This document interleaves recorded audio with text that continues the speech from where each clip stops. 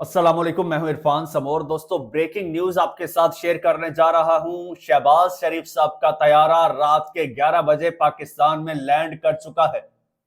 जी हां, वजीर आजम शहबाज शरीफ का तैयारा लंदन से उड़ा। रास्ते में उसने कजाकिस्तान में रिफ्यूलिंग करवाई। उसके बाद उसने इस्लामाबाद आना था, लेकिन इस्लामाबाद से अचानक रुख मोड़ता हुआ लाहौर की जानिब रवाना हुआ। लाहौर एयरपोर्ट पर शहबाज शरीफ साहब का तैयारा रुका। उसके बाद शहबाज शरीफ साहब कहां गए? क्या अब फड्डा इतना बढ़ चुका है कि शहबाज शरीफ साहब को इसकी कुर्बानी देना पड़ेगी? आखिर मामला क्या है? फड्डा क्यों हुआ है? किस तरफ जा रहा है? एक एक चीज आपको बताने लगा हूं। लेकिन उससे पहले नए आने वाले दोस्तों से गुजारिश है कि यह चैनल आपका अपना है। अगर अभी तक इसको सब्सक्राइब नहीं किया तो सब्सक्राइब जरूर कर लीजिए और बेल आइकन पर क्लिक कर दीजिए ताकि हर नई आने वाली वीडियो टाइमली आपको मौसूल हो जाए। दोस्तों, शहबाज शरीफ साहब है इस वक्त मुसलसल उनकी आनियां जानियां और आए बाएं शाएं लगी हुई है। एक बड़ी अहम तैनाती होनी थी, एक अहम नोटिफिकेशन इशू होना था और वो नोटिफिकेशन इशू नहीं हुआ। दोस्तों, 29 नवंबर को नोटिफिकेशन इशू होना था, बल्कि 29 नवंबर को नई तैनाती होनी थी और 27 नवंबर की शाम नोटिफिकेशन इशू होना था। लेकिन शहबाज शरीफ मौसूफ जो है वो 26 नवंबर को पाकिस्तान से बहरीन चलेगा सरकारी दौरे पर। और वो एक फजूल सा दौरा था। ना तो बहरीन पाकिस्तान का कोई इतना बड़ा अलॉय है, ना पाकिस्तान में उसकी कोई इतनी बड़ी इन्वेस्टमेंट है, ना ही कोई ऐसा ऐलान सामने आया है कि जी शहबाज शरीफ साहब गए हैं तो ये जनाब लहरें बहरें हो गई हैं। और 2 रोजा दौरे पर गए, लेकिन उसके बाद फिर निजी दौरे पर 3 दिन के लिए शहबाज शरीफ साहब लंदन चले गए। जाके वहां पर लंदन बैठ गए। लंदन से जबरदस्ती एक किस्म का शहबाज शरीफ को पाकिस्तान बुलाया गया। और जब पाकिस्तान बुलाया गया तो मौसूफ इस्लामाबाद आने के बजाय सीधे लाहौर पहुंच गए। और लाहौर में इस वक्त की इतलात के मुताबिक वो आराम पजीर हैं, वो आराम कर रहे हैं और कोई खास डिस्कशंस हो रही हैं। लेकिन जो काम करना था, जो बड़ी अहम जिम्मेदारी थी, वो अहम जिम्मेदारी अभी तक निभाने में शहबाज शरीफ साहब नाकाम है। उस अहम जिम्मेदारी को निभाने से कासिर हैं। अब सवाल यह पैदा होता है कि क्यों इतना बड़ा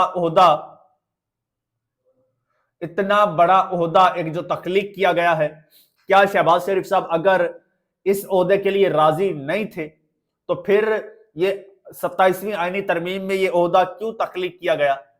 इन्हीं लोगों ने वोट दिया है ना। नवाज शरीफ साहब खुद गए थे। तो इसका मतलब यह है कि इन लोगों को इस ओहदे से इख्तलाफ नहीं है, लेकिन इस ओहदे पर तैनात होने वाली शख्सियत से इनको इख्तलाफ जरूर है। क्योंकि जब ओहदा बनाने की बारी आई तो ये लोग आगे आगे थे। अब ओहदे पर तैनाती और नोटिफिकेशन की बारी आ रही है तो ये लोग भाग रहे हैं। शहबाज शरीफ साहब कभी लंदन जाते हैं, कभी बहरीन जाते हैं। नवाज शरीफ साहब लंदन और लंदन से जनेवा जाते हैं। तभी मैंने आपसे कहा था कि भाई मामला जो है ये गड़बड़ है, मामला इतना सीधा नहीं है। और जो ये आप एक पेज सेम पेज की बात कर रहे थे ना, ये पेज ना सिर्फ फट चुका है बल्कि ये पेज अब लीडो लीड हो चुका है। एक बात आपको बता दूं, नोटिफिकेशन होगा और लाजमी होगा। आपको यह बात बता दूं, नोटिफिकेशन होगा और लाजमी होगा। इनकी ना इतनी औकात है, ना इतनी वर्थ है कि ये नोटिफिकेशन रोक सके। ये नोटिफिकेशन देंगे, लेकिन उसके बदले में ये भाव-ताव कर रहे हैं। उसके बदले में ये लोग कुछ लेना चाहते हैं। आदत है ना इनकी, ये व्यापारी तो हैं, यहां पर भी व्यापार कर रहे हैं, कुछ लेना चाहते हैं, कुछ ले दे की बात कर रहे हैं। लेकिन आपको एक बात बताता चलूं, शायद इनको कुछ मिल भी जाए, ये कुछ हासिल करने में कामयाब हो भी जाए, लेकिन ये अमली तौर पर और लॉन्ग टर्म में ये लोग हार चुके हैं। अब मुझे नहीं पता मामला किस तरफ जाएगा, क्योंकि मामला काफी सीरियस हो चुका है। अब देखो, शहबाज शरीफ साहब लाहौर से इस्लामाबाद जाते हैं या फिर उनको घसीट के ले जाया जाता है। सॉरी टू से मुझे ये अल्फाज इस्तेमाल करने पड़ रहे हैं, क्योंकि वो अपनी एक बड़ी जिम्मेदारी जो उनकी रेस्पॉन्सिबिलिटी थी वो पूरी करने से कासिर है।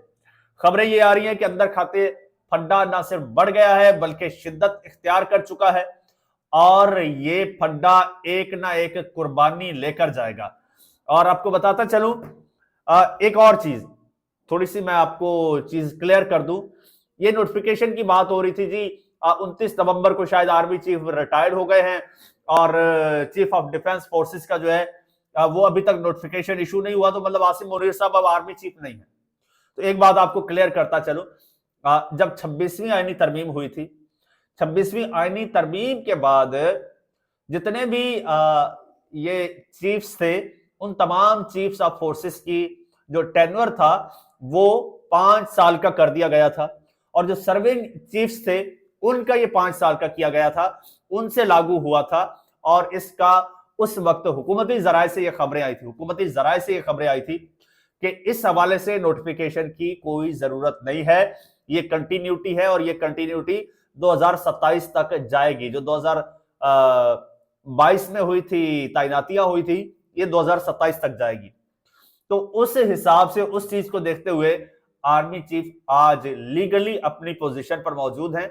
लेकिन सवाल यह पैदा होता है कि यहां पर जो नया ओहदा तख्लीक किया गया, जो चीफ ऑफ डिफेंस फोर्सेस का था, उसका नोटिफिकेशन इशू होना था, उस नोटिफिकेशन से ये लोग भाग रहे हैं। आखिर क्यों भाग रहे हैं, और भागना इनको क्या, ये इसके कॉन्सिक्वेंसेस नहीं जानते? पहले माजी में इन लोगों ने क्या कुछ नहीं किया और उसका खुमियाजा इन लोगों को कैसे भुगतना पड़ा। नवाज शरीफ साहब का तो बड़ा लंबा चौड़ा एक्सपीरियंस है, कब कब उन्होंने ताकतवर हलकों के साथ फड्डा लिया और फिर किस तरह से उनको उसका खुमियाजा भुगतना पड़ा। एक बार फिर नवाज शरीफ साहब बिल्कुल वही करने जा रहे हैं। शहबाज शरीफ साहब के हाथ में कुछ नहीं है, ये भी आपको बता दूं, कुछ भी नहीं है। वो कभी उनको एस्टैब्लिशमेंट चलाती है, कभी ताकतवर हल्के चलाते हैं, तो कभी उनको नवाज शरीफ साहब चलाते हैं अगर उनका बस चलता है। तो शहबाज शरीफ साहब अपने तौर पर कुछ नहीं है। अगर आप कहते हैं ना कि शहबाज शरीफ ने नोटिफिकेशन रोका हुआ है, ऐसा नहीं है। मरियम नवाज ने या फिर नवाज शरीफ ने रोका हुआ है। शहबाज शरीफ साहब का क्या है?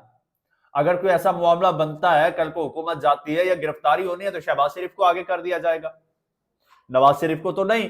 वो तो सेफ साइड में बैठ के खेल रहा है। और एक बात आपको बता दूं, असद उमर ने एक ट्वीट किया है, बड़ा मानी खेज किया है, इसी तनाजुर में है। वो कहते हैं ये उस वक्त की बात है जब वजीर आजम यानी इमरान खान और आर्मी चीफ जनरल बाजवा के दरमियान DGISI की तकर्री के मामले पर इख्तलाफ हुआ था, अवामी इख्तलाफ हुआ था। वजीर आजम से मुलाकात के बाद शाह महमूद कुरैशी और मैं एक साथ चल रहे थे, यानी बाजवा साहब और इमरान खान साहब का इख्तलाफ हुआ DGISI की तैनाती के मामले पर। कहते हैं कि उसके बाद मैं और कुरैशी साहब कहीं जा रहे थे, चल रहे थे, तो साथ चल रहे थे। मामला बज़ाहिर हल हो चुका था, यानी मामला हल हो चुका था, मगर शाह जी ने मुझसे कहा, असद जी दरार तो पड़ गई ना। पता नहीं क्यों आज ये बात याद आ गई। ये असद उमर कह रहे हैं, साबिक सेक्रेटरी जनरल पाकिस्तान तहरीक इंसाफ, शाह महमूद कुरैशी साहब का हवाला दे रहे हैं। शाह महमूद कुरैशी साहब सीजन्ड पॉलिटिशियन हैं और बड़े तजर्बाकार हैं, सीनियर सियासतदान हैं और सियासी दाव पेच को और एस्टेब्लिशमेंट के रोल को बखूबी जानते हैं। उन्होंने इसी बात पे कहा था कि असद जी दरार तो पड़ गई ना। तो जनाब अब चाहे ये नोटिफिकेशन हो भी जाए, जो कि हो जाना है, लेकिन दरार पड़ गई है दोस्तों। बल्कि ये दरार नहीं पड़ी, ये शहबाज शरीफ साहब ने अपनी क्रेडिबिलिटी लूज की है। इन्होंने अपनी क्रेडिबिलिटी लूज कर दी है और अब दूसरे हलकों को भी पता चल गया है कि ये लोग काबिल एतमाद नहीं है।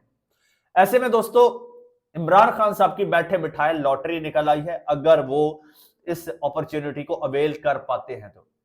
वैसे मुझे नहीं लगता वो इसको अवेल कर पाएंगे, लेकिन अगर अवेल कर पाते हैं तो ये बेस्ट अपॉर्चुनिटी होगी।